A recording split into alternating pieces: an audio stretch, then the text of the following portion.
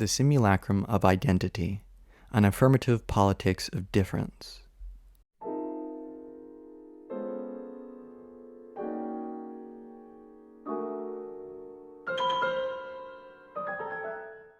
One of the most common sentiments expressed as one grows older or sees a horrifying news story is that something has been lost. We appear to be in need of a return. Every day something is being lost, and it is our job to select and retain that identity that will retain us in our connection to the real world. However, these same sentiments have invigorated the fascist politics of Nazi Germany, or justified U.S. imperial intervention and deposition of socialist leaders in Central and South America. Clearly, the modern world is defined by an identity crisis, but one which we have yet to respond to properly, instead using the crisis as an excuse to draw up an immovable territory around us, viz. Identity itself. The future of global politics is predicated on our response to difference and how we choose to tolerate flow and exchange. Therefore, it is requisite that our discussion of identity leave behind the conservative notion of an original identity and embrace identity as a simulacrum. Philosophical discussions of matters that appear commonsensical are often maligned with the acceptance of slippery presuppositions. One of these presuppositions is the insistence on an innocent reality, which is to say, the ability of reality to stand unaffected by our interactions with it. While this is certainly not a silly assumption, it nevertheless infects our discussions of identity by assuming that many constructed ideas are pre-social and therefore immune to our thoughts or actions regarding them. This difference between the innocence of the world and our subsequent distortions of reality leads naturally to the original copy distinction. Such a dichotomy grounds the very appealing allegory of the cave featured famously in Plato's Republic. In such a case, the world we are born into is maligned by images and phantasms, whose existence testifies to a real world beyond the images presented to us in an alienated environment that is the cave. However, such an insistence on the bare objectivity of reality presents us with the fact that our travel to such an ideal reality is tainted by our presuppositions regarding what images are closer to the real or how one ought to find the original. When such a conception of reality is grafted onto our discussions of identity, it naturally leads to a concept of reality that, in actuality, is an image of reality, maligned with our all-too-human presuppositions about what differences are tolerable to us.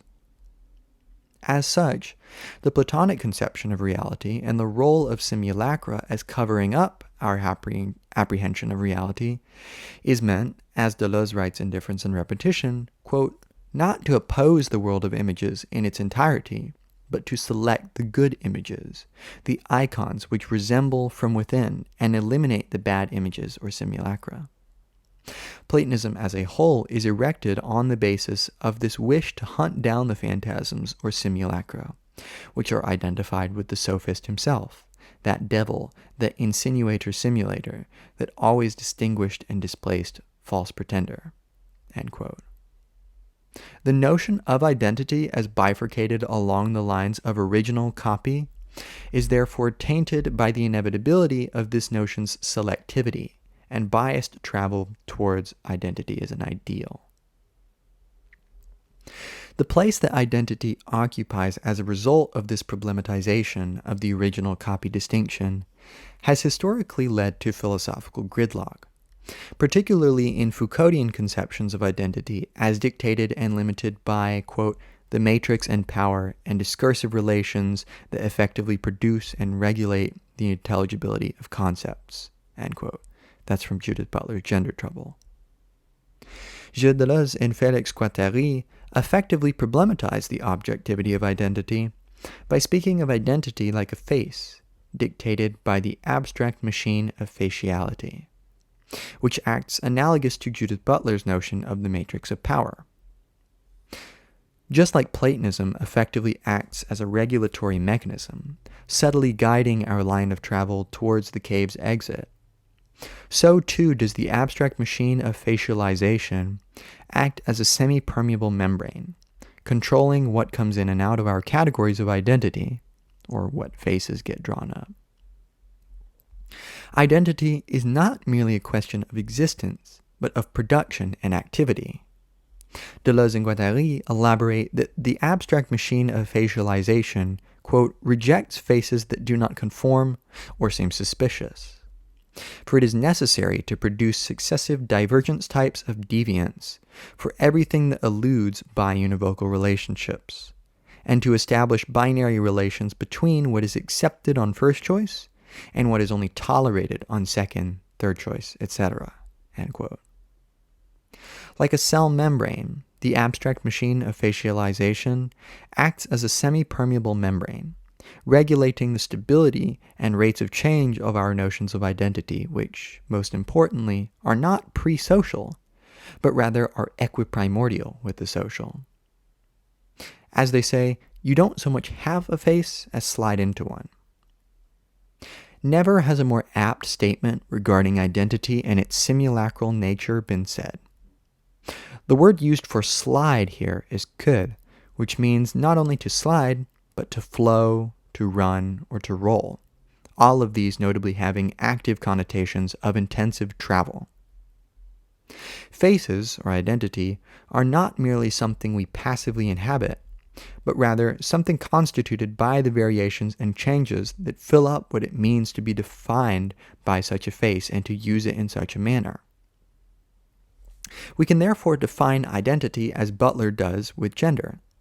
Quote, an enactment that performatively constitutes the appearance of its own interior fixity. End quote. But, one may ask, how are we to respond to this reframing of identity? Should we merely negate any group associations and disrupt all sense of stability?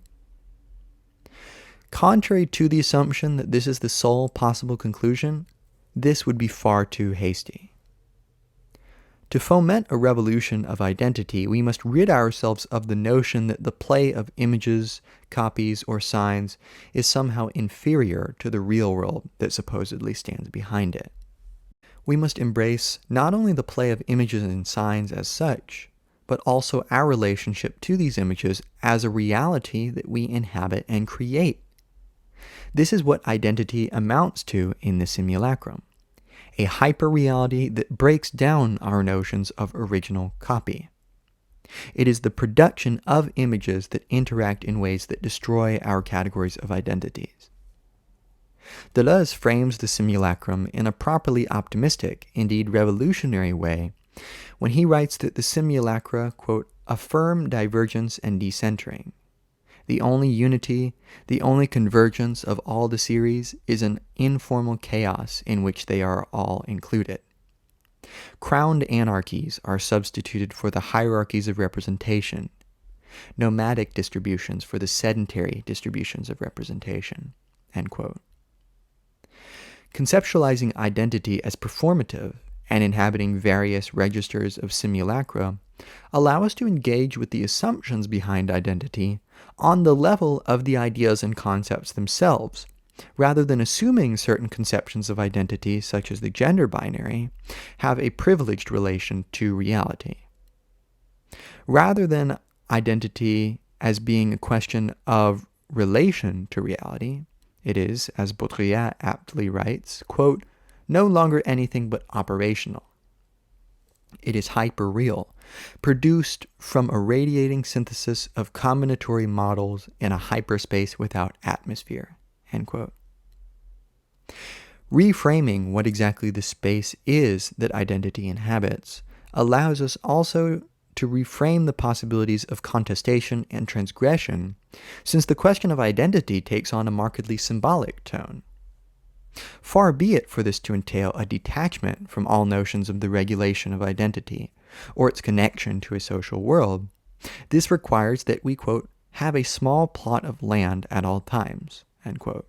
That's from 1,000 Plateaus. In charting a path for the co-opting and transgression of identity, it is clear that this reframing offers many advantages. One of these advantages is highlighted by the oft-confused reason why Deleuze and Guattari use the term machine so often. This is not an insistence on determinism or materialism, but rather reframes social life as a question of production. Just like a machine has an input and an output and responds to overload, so too does social life operate as we craft our identities.